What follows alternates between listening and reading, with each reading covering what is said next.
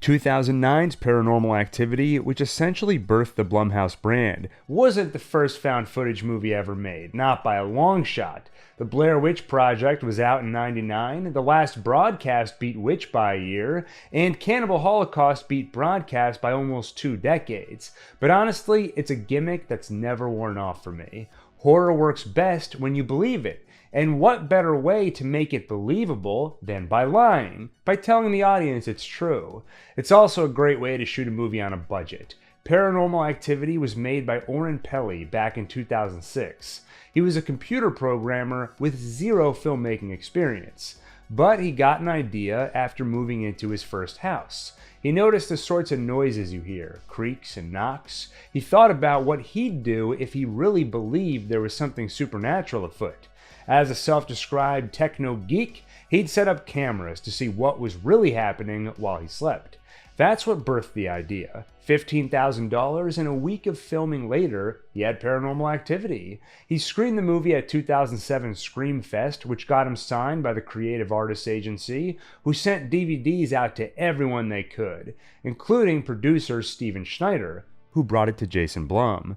As a producer, Blum helped tweak the movie, champion it, and eventually it found a home at DreamWorks when it impressed several executives, including one Steven Spielberg. Supposedly the movie terrified him and he experienced paranormal phenomenon of his own while watching.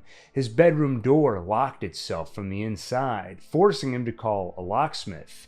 He was so spooked he returned the movie to DreamWorks in a garbage bag. That part of the story always confuses me. Like, I assume when Spielberg comes to work, he has a bag or briefcase of some kind to carry his things. Why not just put the DVD in that bag? Is a garbage bag especially suited for keeping demons at bay? Originally, DreamWorks planned to reshoot the movie on a bigger budget, only including the original as a DVD extra. Spielberg pushed for releasing the original, and a contractually obligated test screening proved that version effective enough to scrap the remake plans. According to The Hollywood Reporter, they did spend another $200,000 to redo the sound and shoot a new ending suggested by Spielberg, but otherwise, it was Peli's DIY version that made it to theaters. It was a rocky journey getting there, thanks in large part to some issues between DreamWorks and Paramount, who had recently acquired them, but in 2009, Paranormal Activity finally made it to theaters. Earning $193 million on a $215,000 budget made it one of the most profitable films of all time, measured by return on investment. Now, let's give it a watch. It starts with some text. Paramount Pictures would like to thank the families of Micah Sloat and Katie Featherston and the San Diego Police Department. Thanking the families is a clever way of telling you something bad happened without outright saying it. And including the police is a nice touch that adds credibility. It also blends reality by using the actual actors' names. If only they'd gone a step further by having the actors go into hiding for a while so people would think they actually disappeared. Kind of like Cannibal Holocaust, which got the director accused of murder until the actors showed up in court as proof of life. Cool story, but I can't tell if it's actually true or if it's like the War of the Worlds thing, where everyone says during the original broadcast, people thought aliens were actually invading and there was mass panic, but apparently that's actually a myth. San Diego, California, September 18th, 2006. Micah Sloat has bought himself a big fancy camera. From his girlfriend Katie, we can tell this is not unusual. He has a strange fascination with electronics. But he bought this camera for a very specific reason. Katie claims she's been haunted by something since she was 8 years old.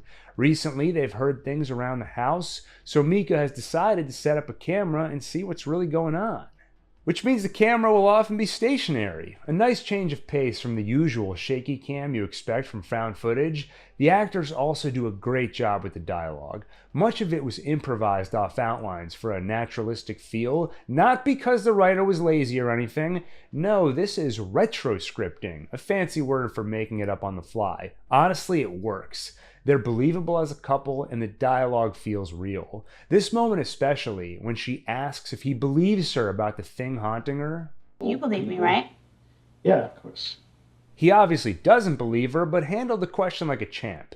Way better than I handled it when my girlfriend asked, hypothetically, if I would believe her if she told me she saw a ghost. And somehow I thought the right answer was, I'd believe that you believed you saw something. I should have handled it the Mika way. Of course I believe you. Now let me set up this camera to prove you're crazy. I mean prove there's a non-human entity afoot. Mika sets up the camera on a tripod in their bedroom and hooks it up to his laptop via FireWire. Please in the comments make me feel less old by assuring me you also know what FireWire is and remember using it. Lie to me if you have to. Night 1, 2:09 a.m. The camera's mic picks up the sound of their keys falling to the floor. Sure enough, the next day, they find them there, somehow moved from their usual spot on the counter. Weird, but not proof yet. Soon, the psychic, Dr. Fredericks, arrives, someone they called in for a consultation. A good way to keep things interesting between rounds of that night footage, the movie's main attraction. It's also a good way to lay out some of the rules and learn more about Katie's past experiences. She tells Fredericks how it all began. As an 8-year-old, some nights she would feel something breathing on her. It would wake her up, and she would see a shadowy figure at the foot of her bed. Her sister, who shared a room with her, would see it too, but it was always at the foot of Katie's bed specifically. It happened for a while, until one day, their house burned down. The cause was never determined, and no one was hurt, but they lost everything and moved. But the hauntings didn't stop. From 13 on, it's happened periodically, and over the past few weeks, things have started happening again. Whispering, scratching noises, faucets turning on, lights flickering. The psychic's diagnosis? This thing is connected to Katie. Unfortunately, he specializes in ghosts. Dead people, but people nonetheless. What they're dealing with here is a non-human entity, a demon. He unfortunately can't help with this, but he can definitely sense something in the house. And they can't run from it because it'll follow her. So what can they do? He does know someone who can help. Dr. Johann Avery's a demonologist. Mika doesn't take it seriously. He asks if they can just get a Ouija board, find out what it wants, and give it over. The doctor warns against that. What it wants is probably Katie herself. And if they try to communicate with it, try to play games with it, that's opening the door, inviting it in. And who would be dumb enough to do something like that? Sam Hain, Lord of the Dead. On this Halloween night, when the curtain is down between real... Look, there were extenuating circumstances, and in the end, everything worked out reasonably well. After the psychic leaves, Mika makes Katie promise she won't call the demonologist. You know, guys, they won't ask for directions for anything. How to get to the highway, how to exorcise a demon. But she makes him promise, if things get worse, we're going to call that demonologist. Just think about that. She believes there is a literal demon, the personification of evil, visiting her nightly. And her attitude is, well, if it gets worse, we'll do something about it. If I see a cockroach, I'm on the phone with an exterminator. She meets a demon, and it's, we'll see. Maybe we'll do something about it. Does that ruin the believability? Honestly, no. I've met people who believe in this stuff. They look me in the eyes and with no hesitation tell me about an entity living in their house. For years I would think, they can't really believe their house is haunted because if they did, how could they stay in that house? But it finally hit me. To me, an encounter with a ghost would be earth-shattering. It would turn my entire understanding of reality upside down. But if you believe in that sort of thing, and you believe it's just an expected part of life, then the attitude is sometimes you get flies, sometimes you get ghosts. It's no big deal unless it gets worse. Speaking of which, night 3, 2:09 a.m. The door moves of its own accord. This is the movie's magic. Found footage is one of my favorite genres. I can't get enough of it, but the ones I enjoy most are the ones that find a new creative angle. We're mostly used to shaky cam, people running and screaming. Paranormal Activity invites us instead to watch something we don't normally see. What happens while you're asleep?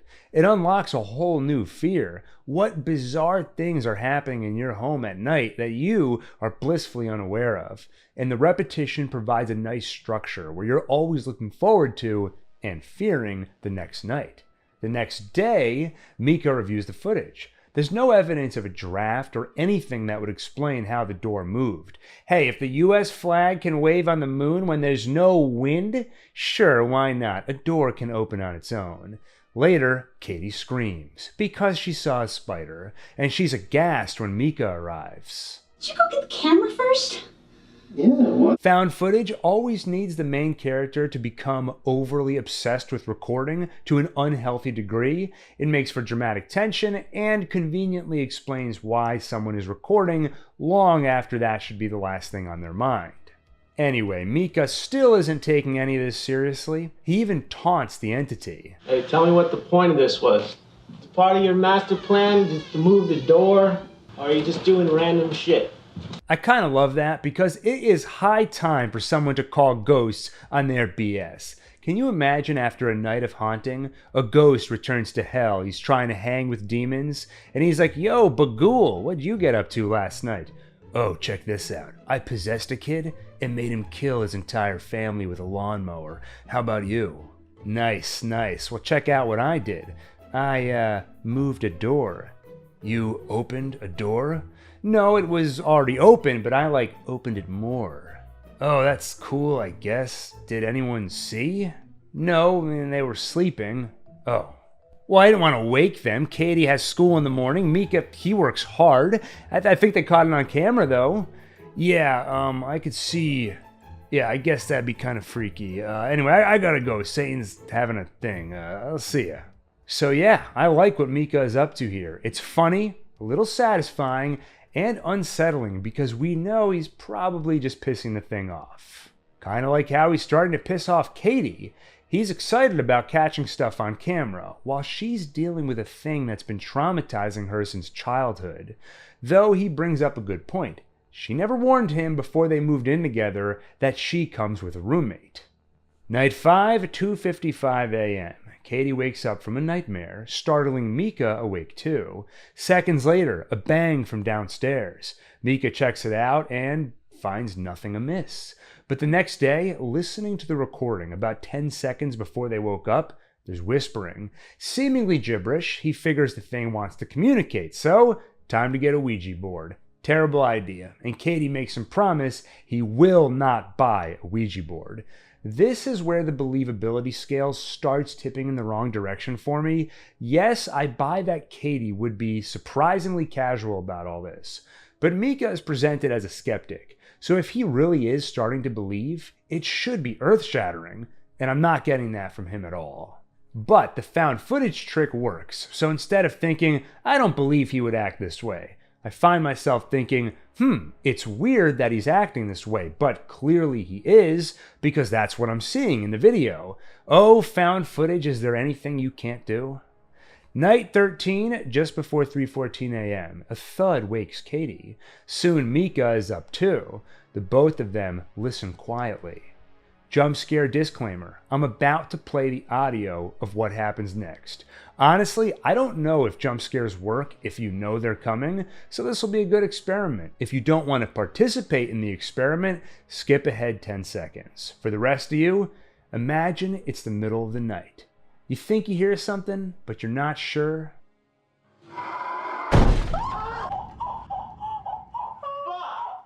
So good. The first jump scare in the movie is important because that's when you most catch the audience off guard.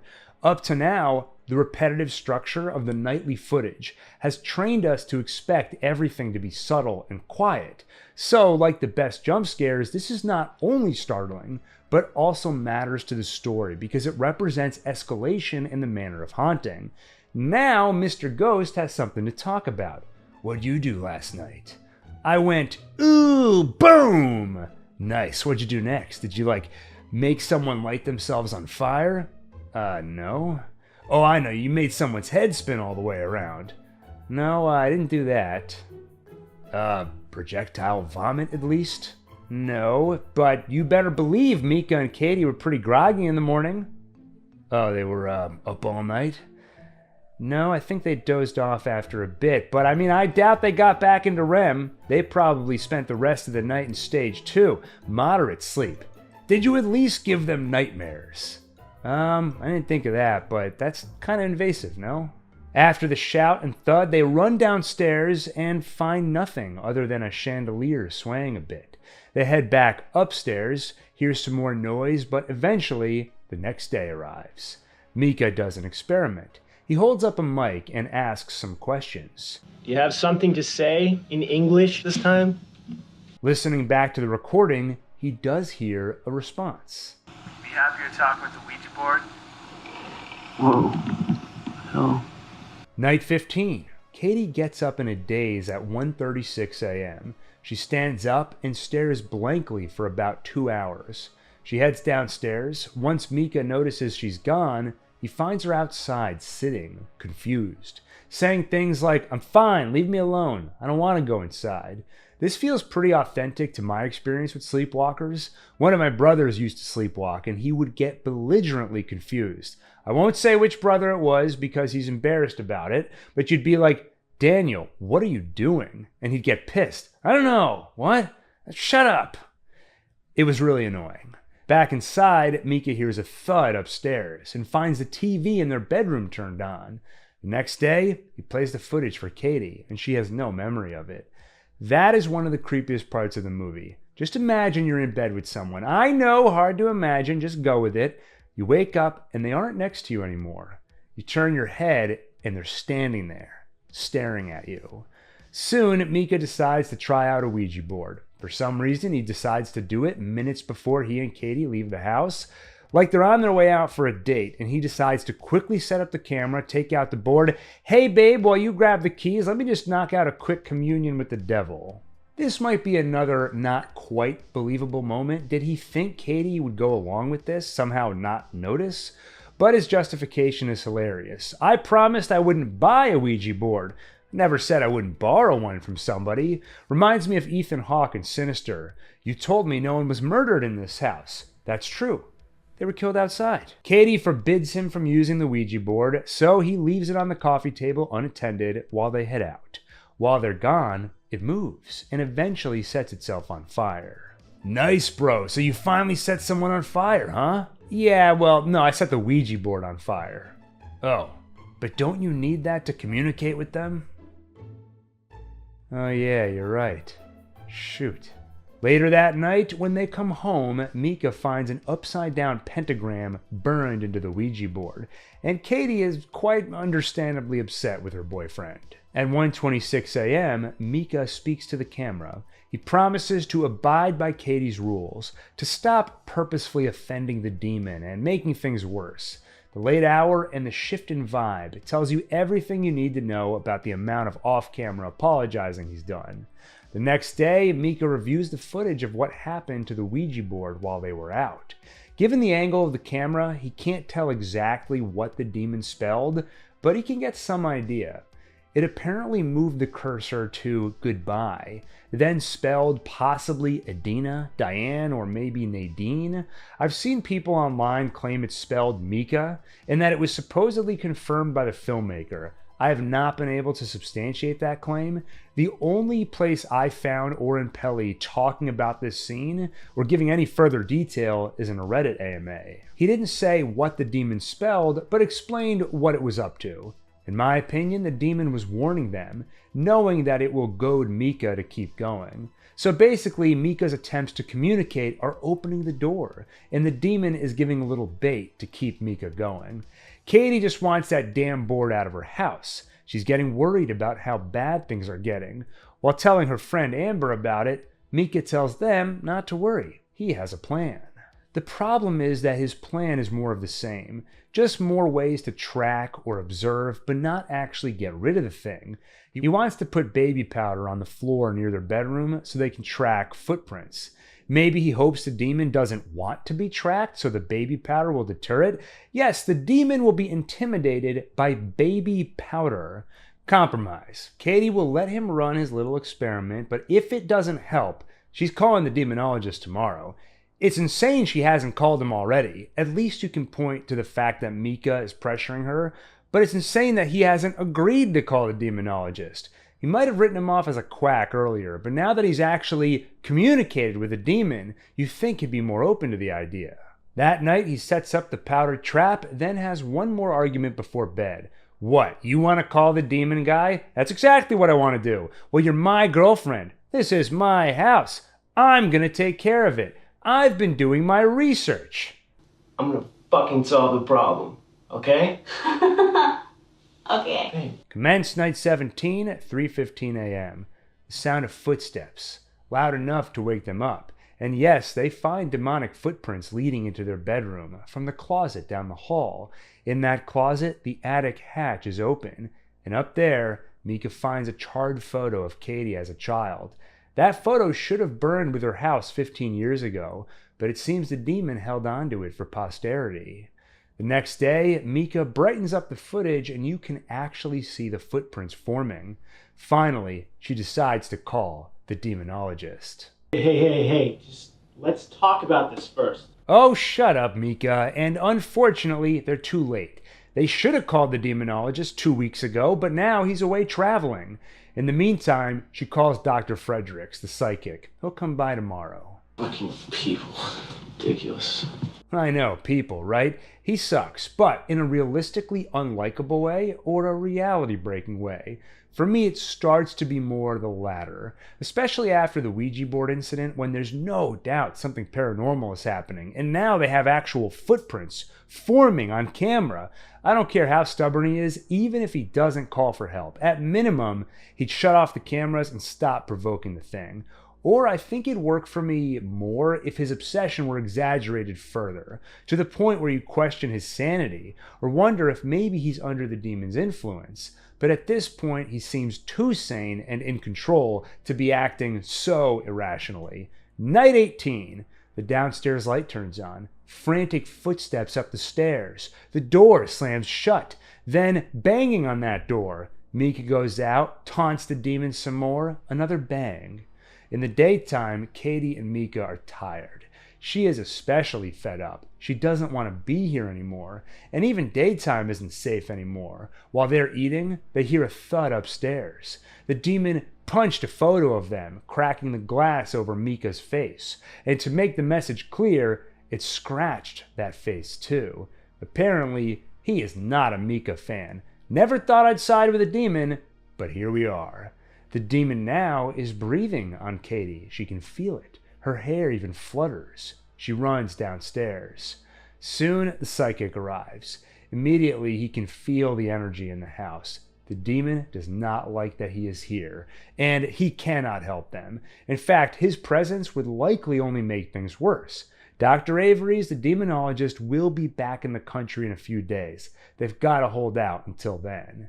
Dr. Fredericks is played perfectly by Mark Fredericks. He has such an air of authority that his presence brings a comfort and rationality to all the insanity. So his leaving feels awful, like a captain abandoning a sinking ship. Night 19, 1:34 a.m. The demon moves the sheets on their bed. 3:04 a.m. It turns the hallway light on and enters their room. You can see its shadow. It wakes Katie. She can feel him breathing. In the day, she can feel it watching her, and she can feel something is wrong. There's a demon around. That's the thing that's wrong. Mika does some more research. He finds a website and learns about a girl named Diane. Back in the 60s, she had the same experience as Katie. House burned down, thing haunting her. They called an exorcist, and sometimes trying to get rid of a demon just pisses it off more. Mika doesn't tell Katie how the girl died, but you can make it out in the article if you freeze frame. She bled to death after chewing off her own arm.